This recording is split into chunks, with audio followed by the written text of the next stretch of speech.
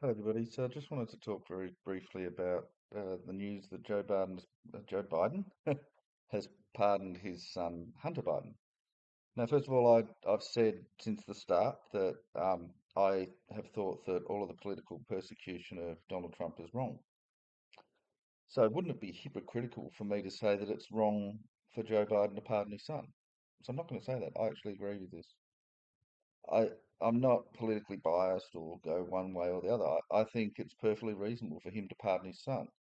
The only issue, of course, is that he lied about it by saying he would never pardon his son, he would never interfere, blah, blah, and he has interfered. But then again, politicians tend to lie.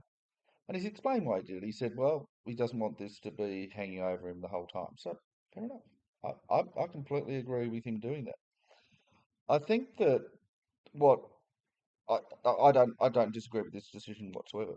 I think it was the right thing to do. I think if Joe Biden hadn't done this, the problem is that by the time that they'd get to the sentencing, Biden would have left office, or Joe would have, and then this would interfere with Joe Biden's legacy. Plus, it could then lead to Hunter Biden potentially going to jail.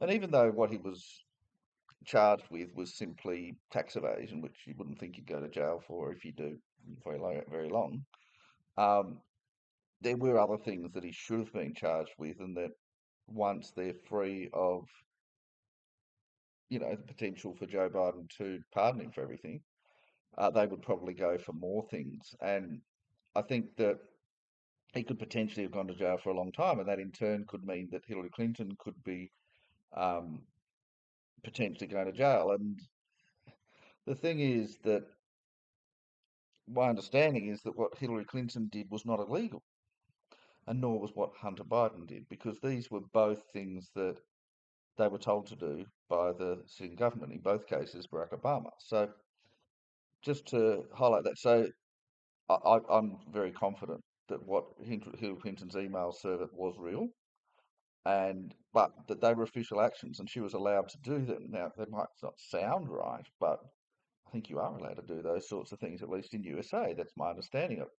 And Hunter Biden, if you understand what he was doing in Ukraine and potentially in China and or Russia, we know he was definitely involved in Ukraine. We're not 100% sure if he was involved in China or Russia, but I think he probably was. But he was doing that as kind of an unofficial negotiator.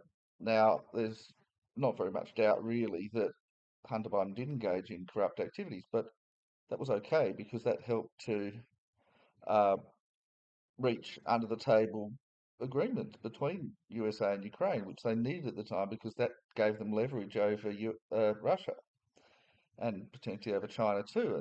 And if that meant that they created biological weapons facilities and all that sort of stuff, well, that would be considered to be perfectly reasonable. So all of that sort of thing, if he ends up being prosecuted for that, I think that it would expose not only Hunter Biden and Joe Biden, but also Barack Obama, and indeed not just the Democrat Party, but the whole US political system. So I think that that would be very dangerous. And I mean, while I sort of think, oh, well, that's just what happens in a country like USA, I think that it would really damage the way that USA is perceived in the world if people were aware that that sort of thing happens. And that, the scary thing is not that what Hunter Biden did or might have done, but that he could well have done all the things that he's been accused of and more, and that it wasn't illegal. Again, he's only been charged with tax evasion because he didn't declare his income properly. He's not been charged with anything else. He hasn't been charged with, oh, he's a foreign agent and all that sort of stuff. So I think that Joe Biden put that in to, I think he was probably pressured to do it. And I think he had to do it.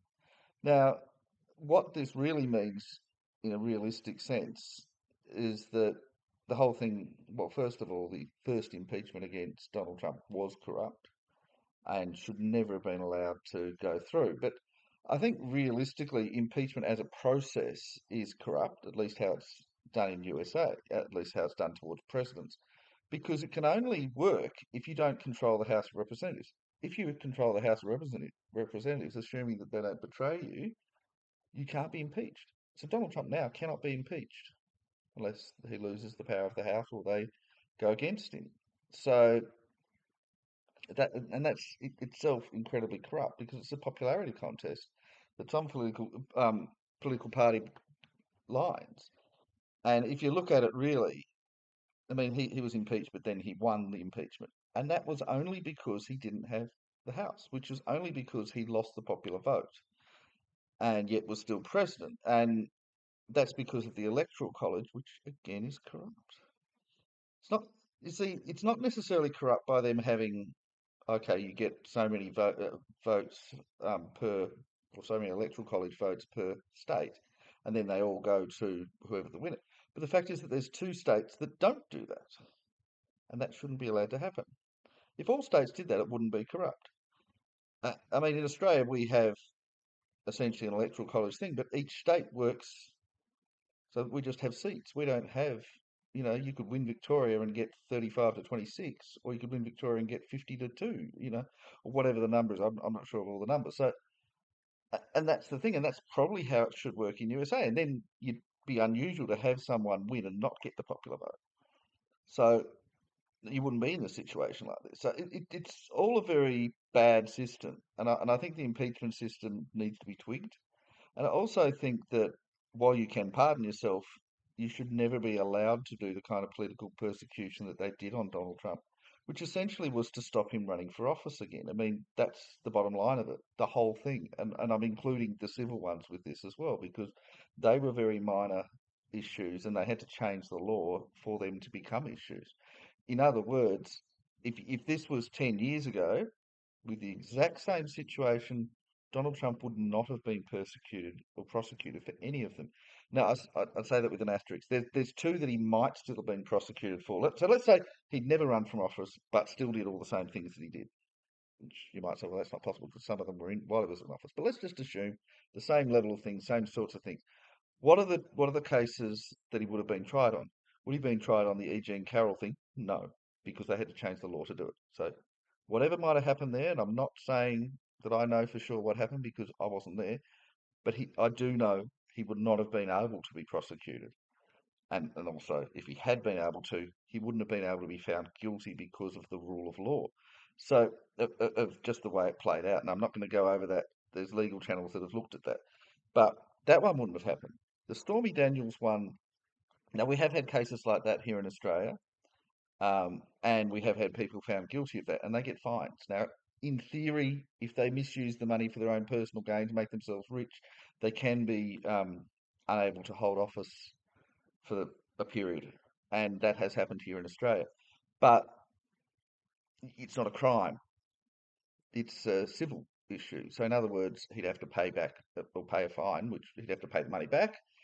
So, however much it is, he'd have to pay to his um, the people that gave him money as the election group. So that I think it was $340,000. He'd have to pay them back. Plus, he'd have to pay a fine, which could be 100,000. So that would be the penalty for that. There would be no possibility of criminal cases. Now, the USA does essentially have the same laws, but they changed them for that. So he would be getting a fine out of that.